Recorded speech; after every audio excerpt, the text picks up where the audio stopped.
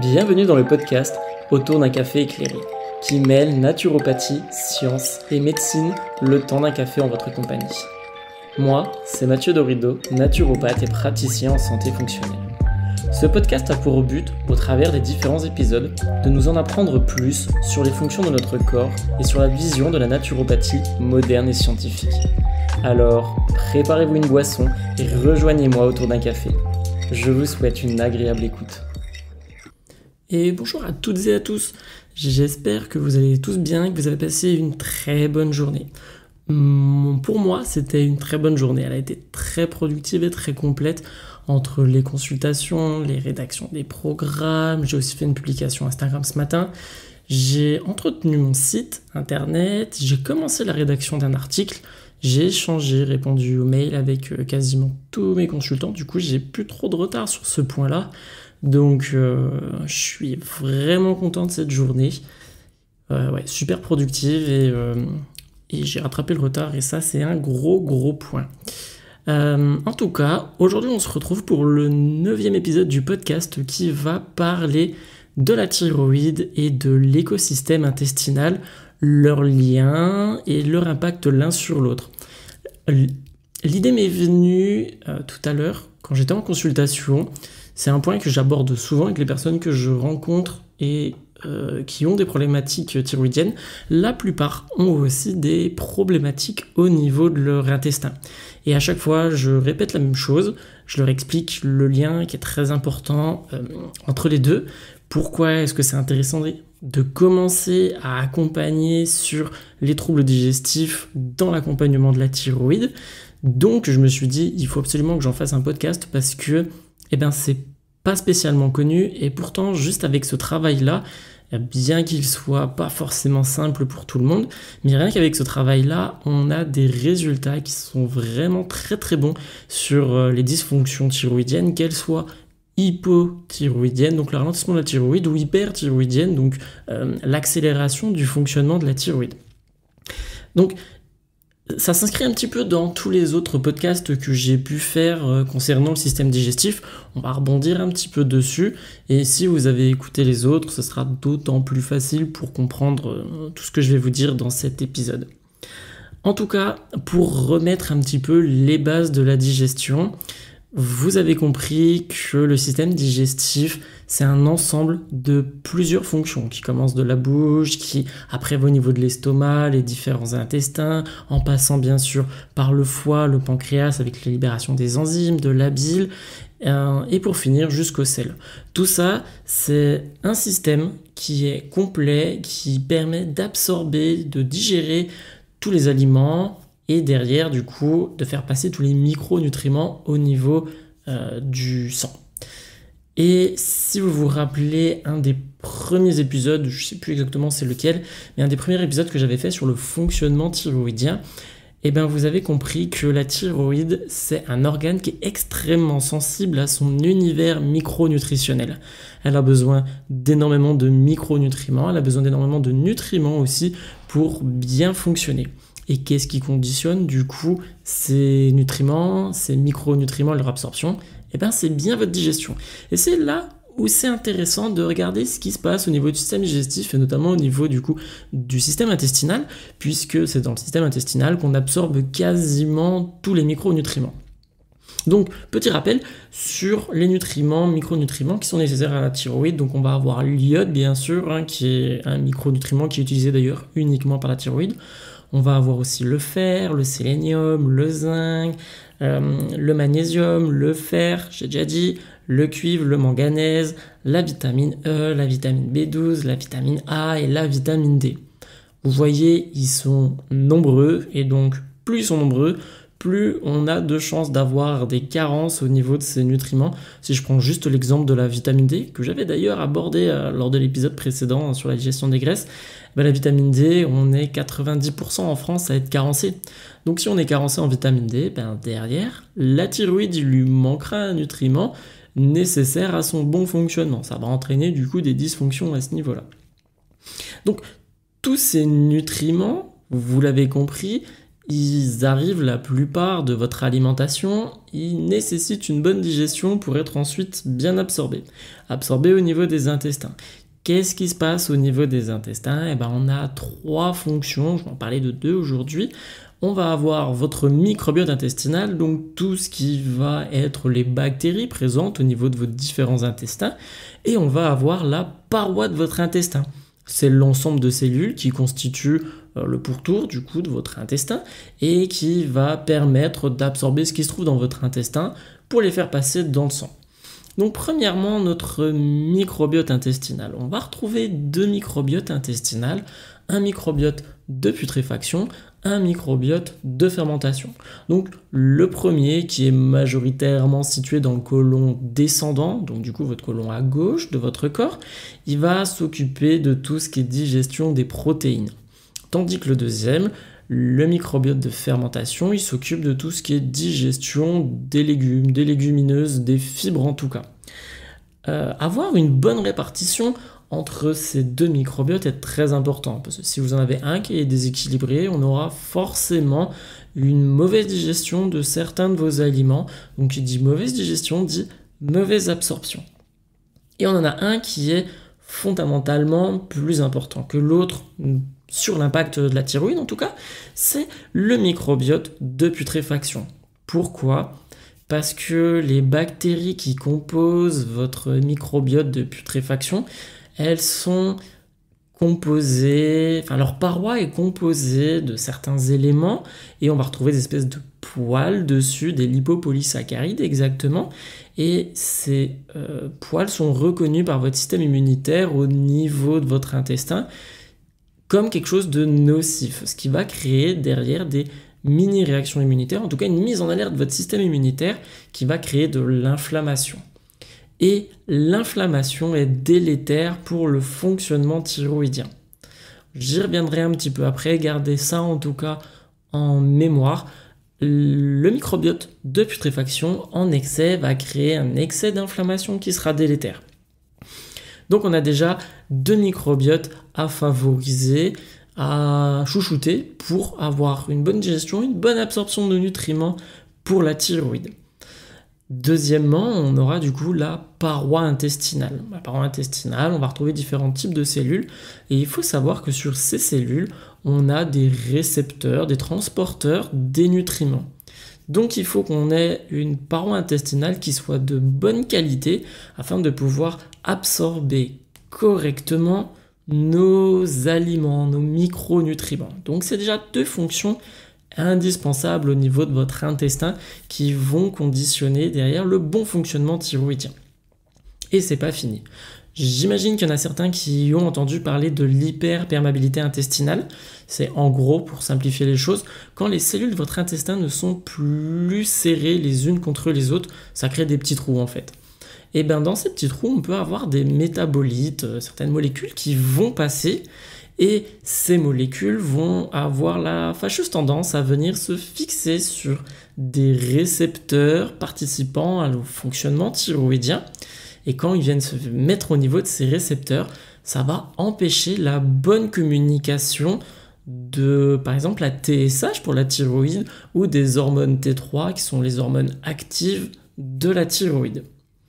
Donc, il faut avoir un intestin de bonne qualité pour avoir un bon fonctionnement thyroïdien. Je vais prendre un exemple concret qu'on me dit souvent, ou que je vois souvent, en tout cas en consultation, c'est que des personnes qui ont des troubles, notamment au niveau de l'hypothyroïdie, ont déjà essayé de prendre des plantes pour booster le fonctionnement de la thyroïde. Ça part d'une bonne intention, je l'accorde.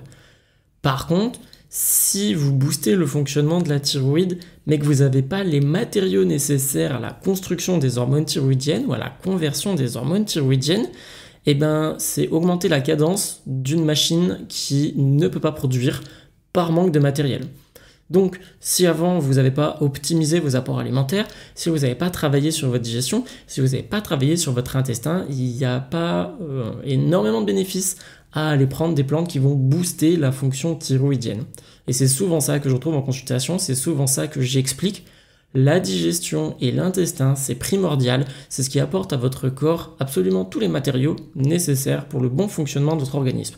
Donc que ce soit thyroïdien, parce que là on parle de la thyroïde, mais ça peut être dans n'importe quelle fonction, au niveau du stress et des neuromédiateurs qui vont venir réguler la fonction du stress, au niveau de la production des hormones sexuelles, au niveau de la détoxification, absolument tout. Et si c'est pas le cas, on a des dysfonctions au niveau de la thyroïde. Bien souvent, ça part en hypothyroïdie, parce que qui dit manque de matériel dit moins d'hormones, qui dit moins d'hormones dit moins de messages thyroïdiens, dit du coup hypothyroïdie. Et je ne sais pas si vous vous rappelez du coup de l'épisode 7 où j'ai expliqué globalement tout le fonctionnement du système digestif. Eh bien, il s'avère que la thyroïde a un gros rôle à jouer dans le fonctionnement de votre digestion. En effet, la thyroïde, elle permet de sécréter de l'acide chlorhydrique. L'acide chlorhydrique, il est sécrété au niveau de votre estomac, c'est ce qui fait l'acidité de votre estomac. Et j'ai expliqué dans différents podcasts que cette acidité conditionnait énormément de fonctions au niveau de votre digestion.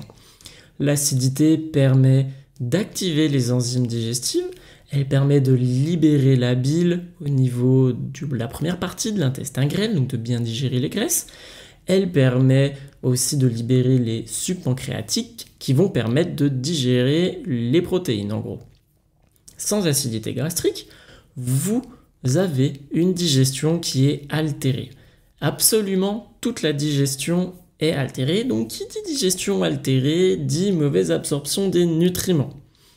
Et qui dit manque d'acidité gastrique dit aussi possiblement des dysbioses, donc une mauvaise répartition de vos flores intestinales qui va arriver.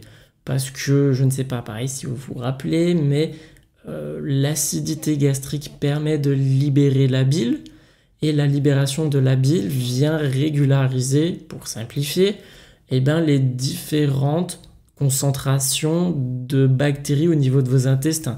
Donc il permet de garder un microbiote en bonne santé. Donc vous voyez un petit peu apparaître ce cercle vicieux. Si vous avez une mauvaise digestion, vous avez moins de nutriments, moins de micronutriments, vous avez un microbiote de moins bonne qualité qui peut participer à la moins bonne communication au niveau du fonctionnement thyroïdien, donc entraîner possiblement une hypothyroïdie ou un ralentissement de la thyroïde. Et ce ralentissement de la thyroïde va ralentir la production de l'acide chlorhydrique. Et cet acide chlorhydrique, lui, vient perturber la digestion. On a donc un cercle vicieux qui se met en route et qui peut amener à des plus ou moins grosses problématiques sur le long terme. Là, actuellement, sur le site, j'ai fait un article sur le candida albicans, les candidoses intestinales et le lien qu'elles ont avec la thyroïde. Et grossièrement, c'est le même principe.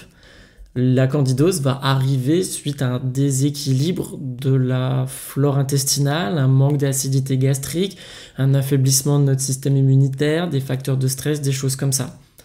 La candidose entraîne derrière des hypothyroïdies, mais a contrario, l'hypothyroïdie peut entraîner aussi la candidose. Donc une grosse altération de notre microbiote intestinal, une grosse altération de l'absorption de nos nutriments et donc à maintenir un état d'hypothyroïdie constant qui peut être extrêmement problématique chez les personnes.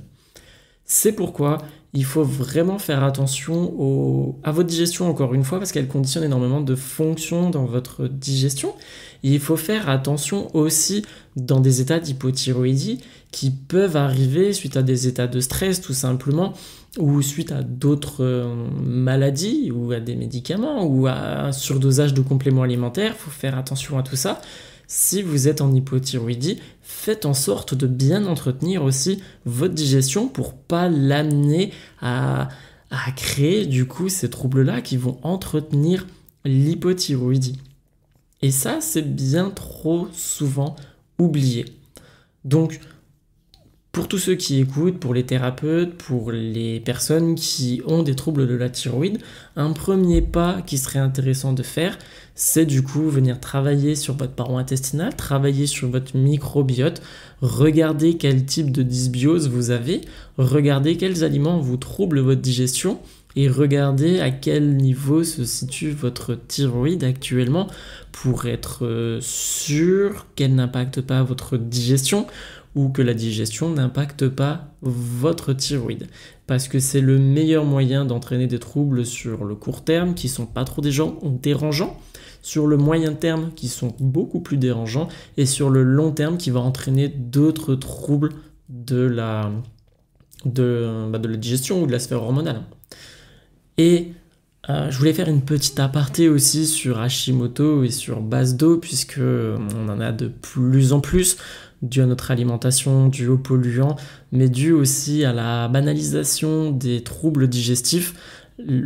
On a tendance à se dire que c'est pas grave, qu'il n'y aura pas de complications derrière, que tout le monde en a, et c'est peut-être un facteur aussi, enfin en tout cas il n'y a pas d'études, mais c'est ma vision, c'est peut-être un facteur d'augmentation des maladies auto-immunes que de banaliser les troubles de la digestion. Puisque on sait que une grosse partie de notre système immunitaire va réagir au niveau de notre microbiote intestinal, au niveau de nos intestins. Donc si on ne les entretient pas correctement, c'est le meilleur moyen d'entraîner des dysimmunités.